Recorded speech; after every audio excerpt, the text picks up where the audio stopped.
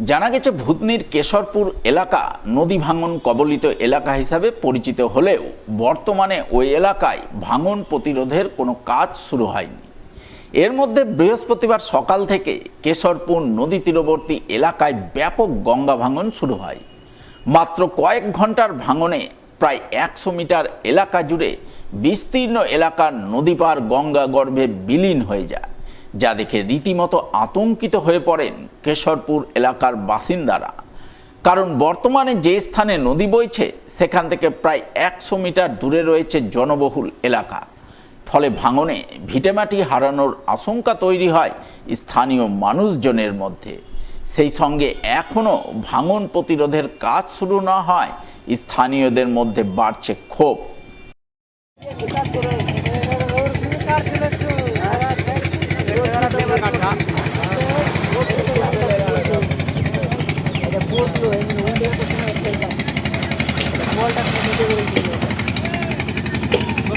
একটা 32 লেগে মরতে গিয়েছে লোকটা।